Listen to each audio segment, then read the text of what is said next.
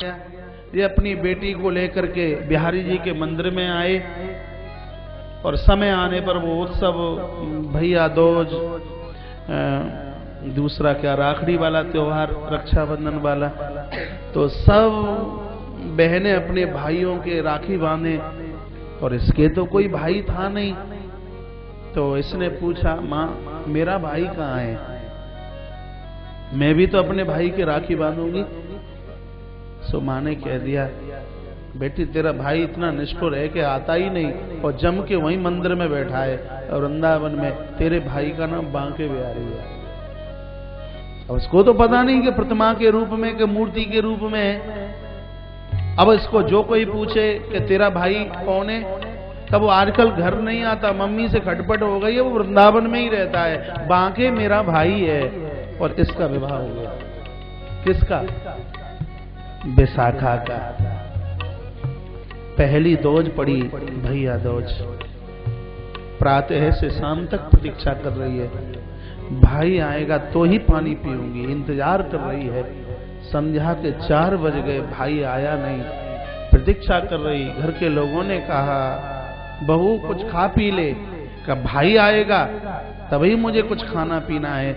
वो लोग कहने, तेरे भाई का है? अरे कैसे तुम बोलते हो मेरे भाई नहीं है? मेरा भाई है, वृंदावन में बांके मेरा भाई है, बिहारी मेरा भाई है। और बस वो आ ही रहा होगा, थोड़ा काम में व्यस्त रहा होगा, इसलिए थोड़ा देरी से चला होगा और वो बस आने ही वाला होगा। इतने में घर में एक बेटे ने प्रवेश किया, कहा बहन मैं आ गया, बहन मैं आ गया। और दौड़ी है और दौड़ करके महाराज इसने उसको उठा करके अपने अंक में भरा है, हाथ में सूत्र बांधा, माथे के ऊपर तिलक लगाया और उसके तत्पश्चात कुछ खिलाना चाहती है कि बालक वहां से दौड़ पड़ा।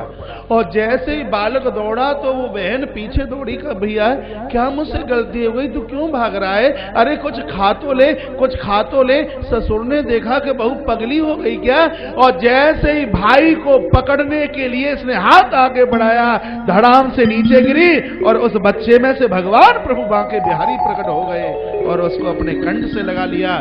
तब भगवान बिहारी जी ने कहा कि दुनिया के संबंध रखने वाले लोग संबंध तोड़ सकते हैं, लेकिन बहन मैं तो उन संबंधों की ऐसे रक्षा करता हूं कि मैंने अपने जीवन में उन संबंधों को कभी तोड़ना नहीं सीखा। संबंधों में बड़ी ताकत है। ये दुनिया संबंधों के ऊपर चलती है। संबंधों के साथ में खिलवाड़ नहीं, संबंधों के साथ में असलियत होनी चाहिए। संबंधों के साथ असलियत। बहन भाई का संबंध कितनी पवित्रता, कितनी पावनता। बाप बेटी का संबंध, गुरु शिष्या का संबंध, भक्त भगवान का संबंध, सेवक स्वामी का संबंध। संबंधों में पावनता, संबंधों में पवित्रता हो। तो भगवान शिव कहते हैं कि मैंने इनको अपना मित्र बनाया है, और मित्र को दगा देना नरक भी उसको स्वीकार नहीं करता। जिनके कारोबार ज्वाइंट में होते हैं उनके बीच में मैं बहुत बोलता हूं। कभी कभी मित्रों को धोखा दे दिया जाता है ना कि घोटाला हो गया, दिवाला निकल गया। यहां गोस्वामी जी की आवाज है, प्रभु राम ने सुग्रीव के सामने कहा, जो न मित्र दुख होई दुखारी, ते नहीं बिलोकत पातक। महान वो हैं जो अपने दुख को मिट्टी के रज के समान और मित्र के दुख को सुमेरु पहाड़ की तरह मारा। मान कहा ये मेरी पूजा करते हैं, मेरा नाम लिए बिना तो ये जल भी नहीं पीते, तो मैं इनको कैसे मारूंगा?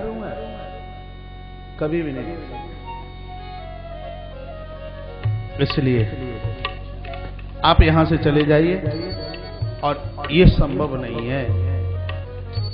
तो भगवान चल करके आए और मन ही मन विचार करने लगे। तब मेरे प्रभु ने अपने मस्तिष्क से एक पुरुष को प्रकट कर दिया, और इसका नाम लिख सकें तो लिख लेना, इसका नाम हुआ अहिरन। मस्तिष्क से प्रकट हुआ इसलिए इसका नाम हुआ मुंडी। चरणों में गिरा, बंधन प्रणाम किया और कहा, मेरे लिए काम, तुम्हारे लिए काम यह है कि एक नास्तिक पुराण बना के तैयार कीजिए। शिव महापुराण में लिखा है कि 16,000 श्लोकों का इसने एक नास्तिक पुराण बना करके तैयार किया। क्या करना है? कहा त्रिपुर में जाइए और तीनों निशाचरों को अपना चेला बनाइए और कूट कूट करके नास्तिकता भर दीजिए, शिव के द्रोही हो जाएं। जब तक ये इस धर्म के द्रोही नहीं होंगे तब तक ये मरने में नहीं आएंगे। आप कहोगे ये तो नारायण ने अच्छा नहीं किया, दूसरे की पूजा पाठ छोड़ा रहे हैं। तो मैं निवेदन करना चाहता हूं कि ऐसी पूजा किसी काम की नहीं जो लाखों की पूजा बंद करा दे। ऐसा यज्ञ किसी काम का नहीं जो लाखों का यज्ञ बंद करा दे। यदि मैं अकेले अब पूजन कर रहा हूं तो मेरे माध्यम से 1 लाख पूजा करने चाहिए, 1 लाख लोग पूजा करें। और यदि मेरे द्वारा पूजन होने से लाखों लोगों का पूजन बंद हो जाता है तो हमारी तो पूजा बंद करा दी जाए तो ठीक है। तो एक नास्तिक पुराण जिसमें 16,000 मंत्र थे और कहा जाइए त्रिपुर में और अपने इस विचार की चर्चा कीजिए। अरहिन चला पूरे नगर में पहुंचा, लेकिन इसकी कोई बात सुनने के लिए तैयार नहीं था। वहां तो सब भगवान के भक्त थे, परम भक्त, भगवान शिव की कोई बात सुनने को तैयार नहीं। इसने वहीं से महाराज भगवान से संबंध जोड़ा, कहा यहां मेरी कोई बात सुनने को तैयार नहीं है, कहा मैं पीछे से नारद को भेज रहा हूं। बड़ी सुंदर कथा। देवर्षि नारद चले और दरवाजे दरवाजे, ये कथा इतनी कठिन है, शिव पुराण पढ़ते समय दिमाग में नहीं बैठेगी। कथा को बहुत सरल किया जा रहा है। दरवाजे दरवाजे पर जाकर के कहने लगे कि इतने बढ़िया गुरुजी आए हैं, उनका भाग्य खुल जाए यदि ऐसे गुरुजी से कोई दीक्षा ले ले तो। ये मेरे गुरुजी हैं। तो तीनों निशाचरों ने सुना कि जो नारद का गुरु है वो कोई साधारण तो नहीं हो सकता।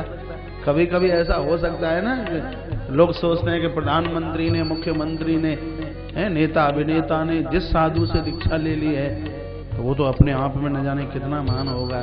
इसी ग्रंथ की आवाज है, आश्रम से, भौतिकता से और बाहर की रूपता से कोई गुरु बड़ा नहीं है। गुरु बड़ा उसकी साधना से है, गुरु बड़ा उसके संस्कारों से। बाहर की ये सब देखने वाली चीजों से उसका कभी कोई बड़पन नहीं हो सकता। इसी संदर्भ में इस कथा का गायन किया जा रहा है। जिसके गुरु नारद हैं, जो नारद के गुरु हैं वो कोई साधारण नहीं हो सकते।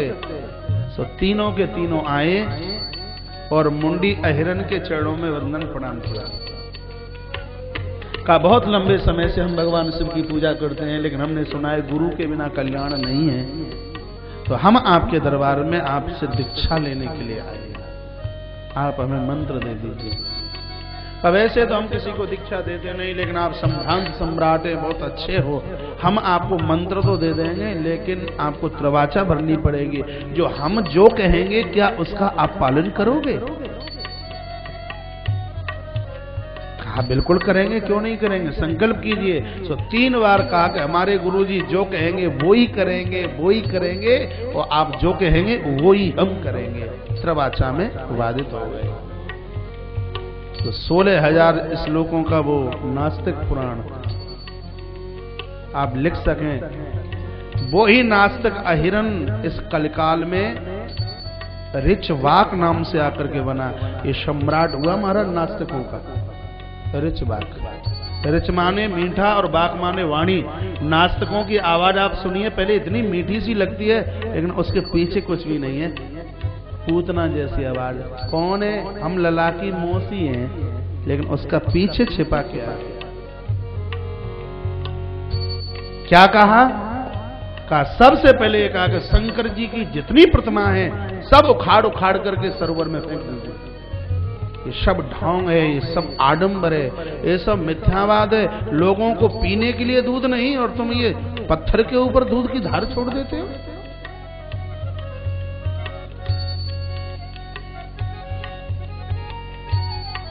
लेकिन ये विचार शिव महापुराण के नहीं है, ये कोई नास्तिक व्यक्ति बोल रहा है। और कथा याद न रहे कहीं इसको आप याद कर लें। किसी व्यक्ति ने हमसे ये कहा कि हम शंकर की पूजा नहीं करते। मैंने पूछ लिया क्यों नहीं करते? तो हमारे किसी ग्रंथ में ये लिखा हुआ था कि जो कोई व्यक्ति लोटा दूध का चढ़ा करके गया और एक चूहा आया और चूहे ने सब जूठा कर दिया और सब चाटने लगा उसको। जो शंकर चूहे से अपने आप को ना बचा पाया तो क्या खाक हमें बचाएगा। हिंदुस्तान की संस्कृति से अभी तुम बहुत दूर हो। यदि तुम एक बार ये सोच लेते कि संसार के कड़-कड़ में यदि भोलेनाथ व्यापक हैं तो हो सकता है चूहा बन करके उस दूध को स्वीकार करने के लिए आए हो। ये तुमने विचार क्यों नहीं किया?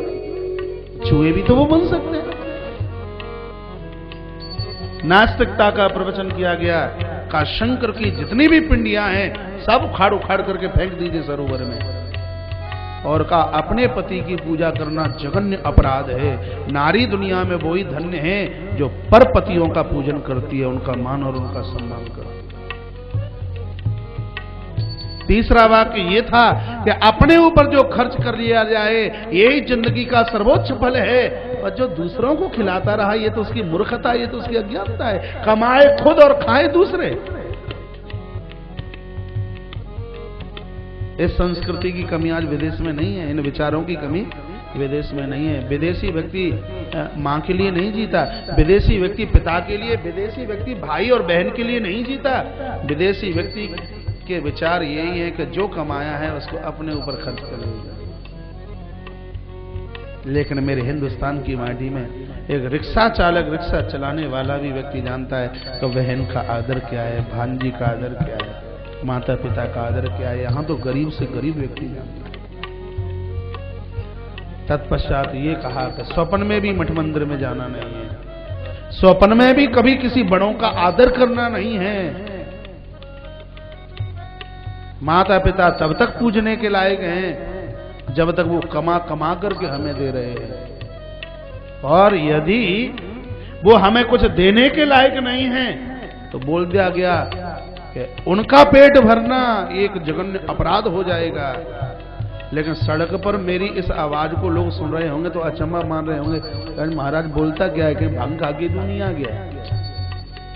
लेकिन मैं पूर्व में बोल रहा हूं कि ये कथा शिव महापुराण के विचार नहीं है, ये तो किसी नास्तिक व्यक्ति के मुंह की आवाज है। पिंडियां उखाड़ उखाड़ करके फेंक दी गई हैं। जो स्त्रियां पातिव्रत धर्म को निभा रही थी अपने अपने पतियों को छोड़ा गैर पुरुषों के साथ संबंध जोड़ने लगी हैं। प्रभु प्रेमीजनों, आज पूरी नगरी त्रिपुर में अपराध के अलावा, अत्याचार के अलावा, बेईमानी, आडंबर और पाखंडावाद के अलावा और कुछ भी नहीं रहा। लक्ष्मी किनारा कर गई, दौलत चल गई। यदि आप लिख सकें तो लिख लेना कि जहां पाप होता है वहां लक्ष्मी नहीं दिखती, जहां पाप होता है वहां शांति नहीं रुकती। किसी व्यक्ति ने मुझे पूछा कि सीता को अशोक वाटिका में क्यों रखा गया? कहा, पापियों की लंका में शांति सीता नहीं रह सकती। पापियों की लंका में प्रभु प्रेमी जनों महालक्ष्मी जानकी नहीं रह सकती। अपराधियों की लंका में सद्विचारों की जानकी नहीं रह सकती। जहां पाप होता है वहां शांति नहीं, जहां पाप होता है वहां सुंदर विचार नहीं, जहां अपराध होते हैं वहां गति नहीं है, जहां अपराध है वहां सुख नहीं, जहां अपराध है वहां व्यक्ति आनंद की नींद से नहीं सो सकता। जहां अपराध है जहां पाप है, ऐसे महापुराण में लिखा।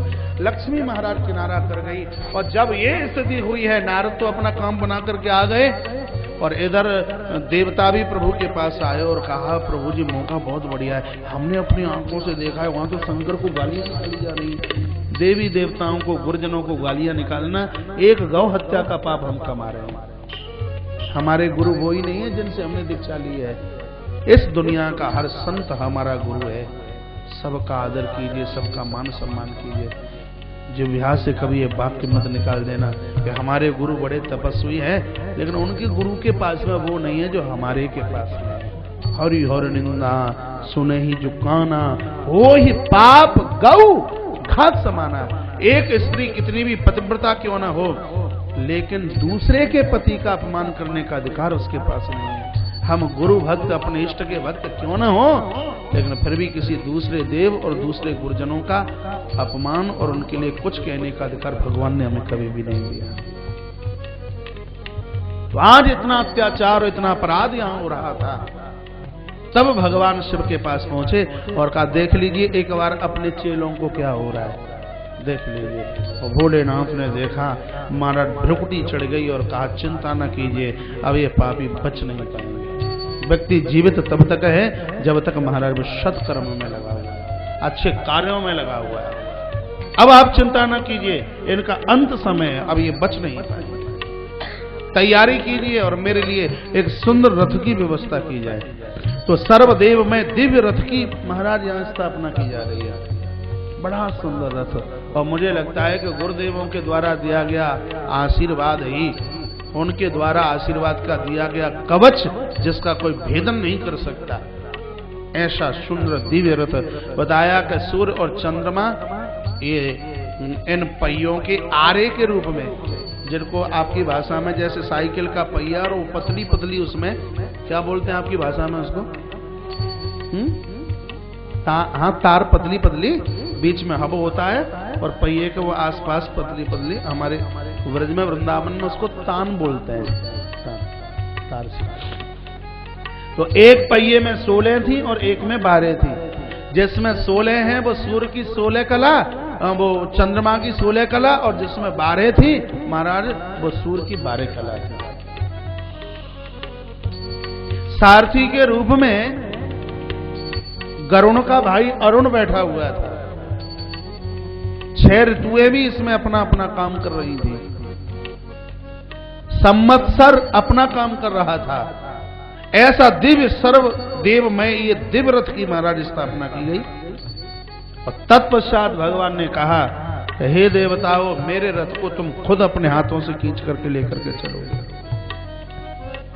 देवता तैयार हुए और जैसे ही रथ को खींचने के लिए चले, भगवान शिव ने कहा थोड़ा रुक जाइए। क्यों? देवताओं, एक बार पहले आप सब पशु बन जाइए। बड़े अचंभे आश्चर्यचकित पता लगती है। आप सब पशु बन जाइए। कहा हम पशु बन जाएं, काहे के लिए? कहा जब तुम पशु बन जाओगे और फिर हम तुमको पशुता से करेंगे मुक्त, उसी समय तो हमारा नाम पशुपति नाथ होगा। क्या कहा? आप बनिए पशु और हम तुम्हें उस पशुता से करेंगे मुक्त। उस समय ही तो लोग हमें पशुपतिनाथ के नाम से जानेंगे। बोलिए पशुपतिनाथ भगवान की जय। पशु नाम काय का है? जो महिषी है, भैंस है, जो गाय है, जो बकरी है, उसका नाम पशु नहीं है। तो पशु वो है जो लोग कहीं वासना की जंजीरों में बंधे हुए हैं, उसको पशु कहते हैं। आज देखा जाए तो 80-90% तो इंसान भी पशु बनकर के जी रहे हैं। लोग कहीं ना कहीं बिल्कुल बंधे हुए हैं। यदि व्यक्ति पशु बन करके नहीं जीता होता तो ये बाहर की सड़क जाम हो जाती। परिसर में इतने लोग होते हैं क्यों? लोग कहीं न कहीं बंधे हुए हैं। और उस अहंकार के खूंटे से वासना की रस्सी कट जाए, कोई व्यक्ति अपने आप में मुक्त है। और ये कब होगा? तो भगवान शिव कृपा करे, जब पशुपतिनाथ की कृपा हो। सब देवता पशु बन गए। देवताओं ने कहा कि ये तो हम बंध गए, अब आगे कैसे चलें? भगवान शंकर ने कहा अब तुम मुक्त तब हो गए जब 12 वर्ष तक तुम पाशुपत व्रत करोगे। यहाँ पाशुपत व्रत की व्याख्या का वर्णन किया है। जीवन में 2 व्रत इतने सर्वोच्च हैं, कोई महान व्यक्ति कर तो ले अपने जीवन में, वही वो होगा। एक है चंद्रायण व्रत और एक है पाशुपत व्रत। 12 साल में पाशुपत व्रत और 1 महीने में चंद्रायण व्रत। आदमी मरता नहीं, सब हालात हो जाती है। चंद्रायण व्रत क्या करना होता है? इसमें एक आसन होता है चंद्रायण व्रत में 16 घंटा का, सूर्य उदित से और सूर्य अस्त तक, जब तक चंद्रमा का दर्शन न हो जाए और उनको अर्घ न दे दिया जाए, तब तक पानी की बूंद जिह्वा पर नहीं पहुंचती। चंद्रमा की कला बढ़ रही है तो ग्रास बढ़ाना पड़ता है और घट रही है तो घटाना पड़ता है। कितना ग्रास लेना है? तिल का दाना जितना बड़ा है। पड़वा को 1 दाना, द्वितीया को 2, तृतीया को 3, और जब पूर्णमासी चल करके आएगी तब तिल के 30 दाने। दिन में कुछ लेना नहीं है। कुशा का आसन होगा महाराज। अपने जीवन में एक व्रत किया, चंद्रायण व्रत। मेरे महाराज श्री जी ने 3 व्रत किए हैं चंद्रायण व्रत। 1 महीने में तो हालत ये होती है कि तवे का नीचे का रंग इतना शरीर काला, बिल्कुल पूरा ब्लड ही बिल्कुल बिल्कुल काला हो जाए। डॉक्टर ने तो बोल दिया बच नहीं सकते, गारंटी है यदि कोई बचा करके बता दे। यदि उस व्रत को पूरा कर लिया तो फिर उसके बाद में फिर निखारता तो माथे की एक एक गांठ खुल जाएगी, क्योंकि तो मन और बुद्धि के देवता सूर्य और चंद्रमा है ना। जब चंद्रदेव की कृपा होती है तो ज्ञान किताबों में नहीं, ज्ञान खोपड़ी में होता है। चंद्रदेव की कृपा होती है। चंद्रायण व्रत है ये। यहां इस ग्रंथ में जिस व्रत का वर्णन किया जा रहा है इसका नाम है पाशुपत व्रत। देवता हाथ जोड़ करके गड़ेगा, हमें सबको पशु बना दिया, हम बड़े परेशान हैं। और सही बात है, जो बंधे हैं वो परेशान तो हैं ही, बहुत परेशान है। अब हमें मुक्त कीजिए। भोलेनाथ ने कहा 12 वर्ष तक मेरा पाशुपत व्रत कीजिए तब तुम मुक्त होगे। तो देवताओं ने कहा समय ज्यादा है, थोड़ा कटौती कर दीजिए। तो भोलेनाथ बोले तो इतना कंसेशन करे देते हैं, 9 वर्ष हमारा व्रत कर लीजिए। तो अभी भी समय ज्यादा है, और कुछ कम कीजिए। तो भगवान शिव ने कहा 6 वर्ष हमारा व्रत कर लीजिए, मुक्त हो जाओगे। कहा अभी भी समय ज्यादा है। तो भोलेनाथ ने कहा कि 3 वर्ष हमारा व्रत कर लीजिए, आप पशुता से छूट जाओगे। अभी भी ज्यादा है। भगवान शंकर ने कहा रे भले आदमी हो, किसी वस्तु की 100 रुपया कीमत मांगकर 12.5 रुपए में दे दी गई हो तो भी तुम्हें ज्यादा लग रही है। कितना बड़ा कंसेशन, कितनी बड़ी छूट दी गई।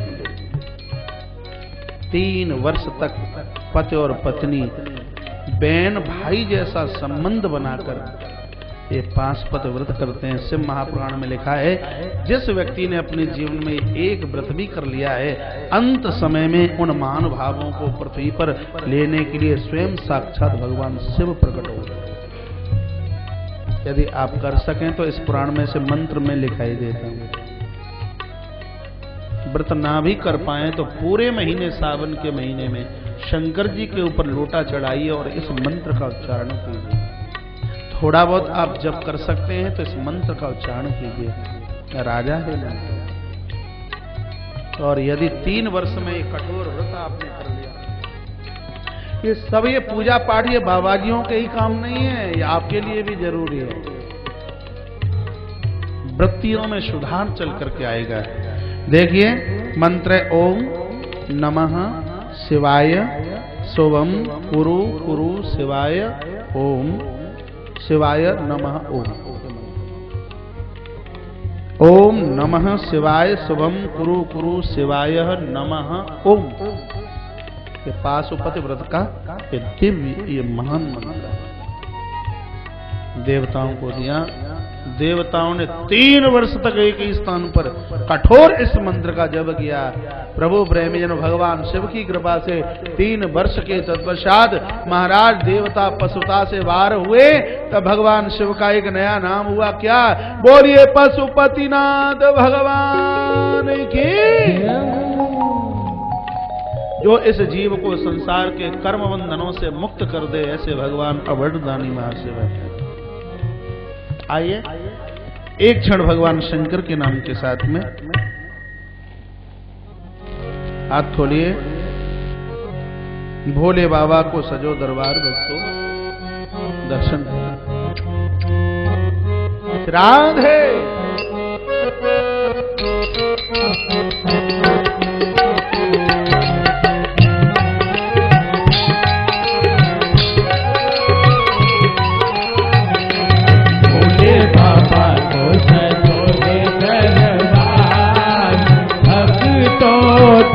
दर्शन करे भोले बाबा को सजो हे दरबार, भक्तों दर्शन करे।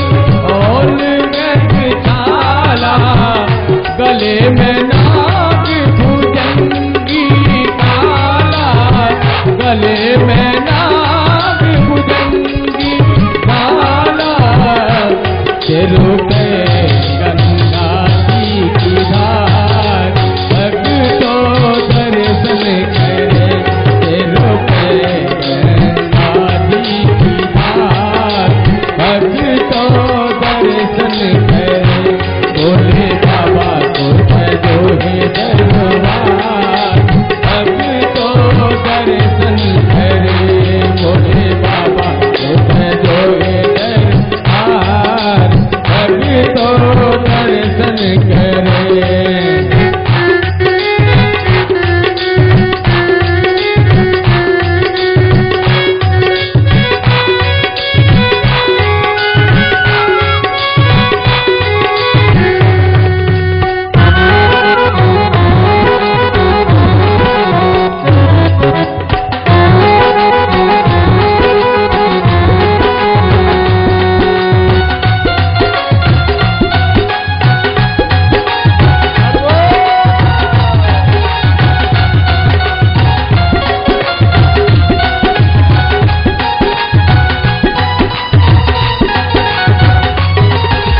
एक बार जो दर्शन पाए, एक बार जो दर्शन पाए, अपना